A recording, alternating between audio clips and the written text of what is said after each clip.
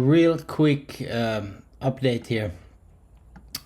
Skip the chop today. There's the daily candle. Now, it is possible that this is a reversal candle doji based upon the Stow. However, I do want to point out the disparities here between this setup here. Absolute mimics here. See that doji then went up one more day. Remember I said if this trend like breaks, it's lights out. Sure was. This can go both ways. Yes, that is pretty much the same. This, however, you got to keep in mind that we were coasting in the blue zone here for months, and we've only put in 2 new days here, as well as the Stow. What I would also want to point out is the difference in the NAMO. Yeah, no thanks. Let's get her for free here. The difference in the NAMO, in my opinion, is pretty telling. If he wants to update here. There we go. The difference in the NAMO would be we were riding in the 70s already, and now we're kind of rejecting here. So we had I'd say a 1-hour discussion today in the Full Moon Circle of how this can play out. Personally, we have, in my opinion, we got 4 catalysts: the ceasefire, the jobs number revision tomorrow, the FOMC minutes, and Jerome Powell on Friday, as well as this week's jobs numbers. Now, if you look at this week's jobs numbers, what has changed in the last 2 weeks? Nothing. Should push us higher. FOMC minutes initial reaction was positive. Shouldn't be any surprises. Jackson Hole is the big question mark, and then the ceasefire that I think the Democrats for optics would like to happen, as well as not have a stock market crash during the DNC. So maybe this is indeed pulling 2 scoops or a cup, then base down a little bit, come back test, maybe even gap fill, and then end the year send it.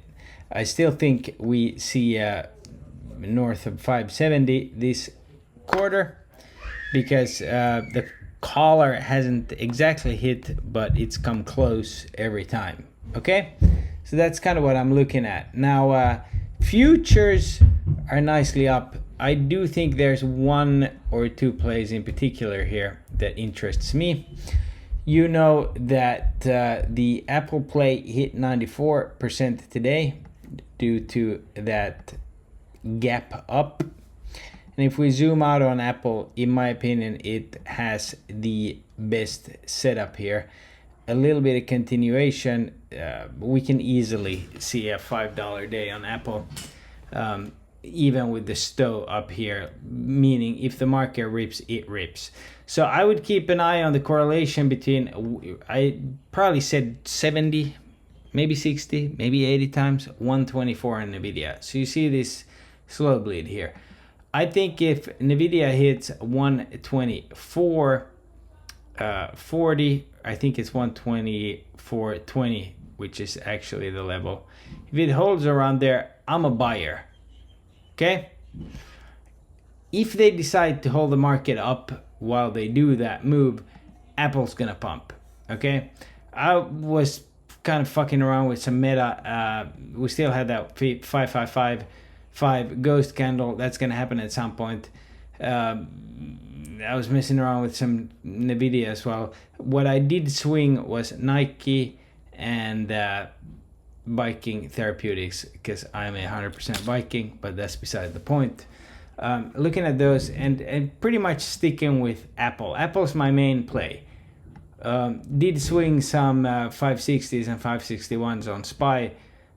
So hopefully we don't have bad news overnight so that I can get some of the chop money back. My main play is this sucker over here. Now, I do not believe, zooming out, that we get 2222.5 this week. I would like the 217s or the 220s to come down. So unlike the other weeks, this seems to be a possible Friday play. The last few weeks, it's been like load Tuesday, sell Thursday, make money. That worked last week. Okay, great. just keeping you up to date of my thinking. There was a lot of big orders coming in after hours, both calls and puts. This really interests me. There's a reason this keeps popping up here. So again, a break of this chop level, that's where we go. A rejection of these levels, that's where we go. And that's kind of all you need to know here.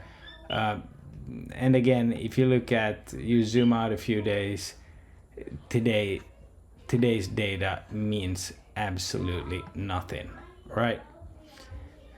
In my opinion. Now, again, tomorrow I'll be on for open, then I'm going to get out of the chop and well, wrong day.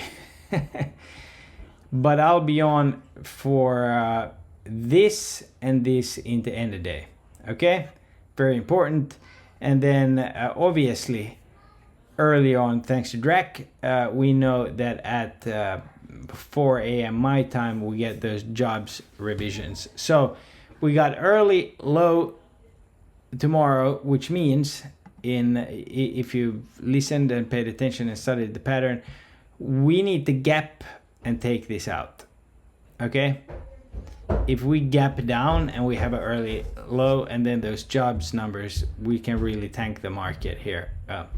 So I'll be on for that, and then end of day, and then going into the end of the week, obviously if we hold tomorrow, I'll swing some calls into Thursday, and then we got Powell on Friday. So we got 3 days of action here. Midday tomorrow going to be kind of a lull.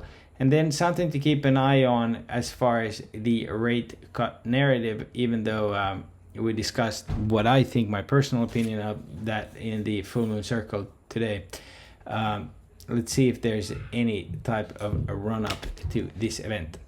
And beyond that, I mean, there's nothing alarming going on over here. I'm waiting for this guy to fill. Hopefully tomorrow. Anyways, guys, pretty good day today. Staying out of the chop. Let's see what we catch tomorrow. God bless. Right, boom, keep going. We're going to the moon, baby. $776 billion. Couple concepts, the whole concept on that.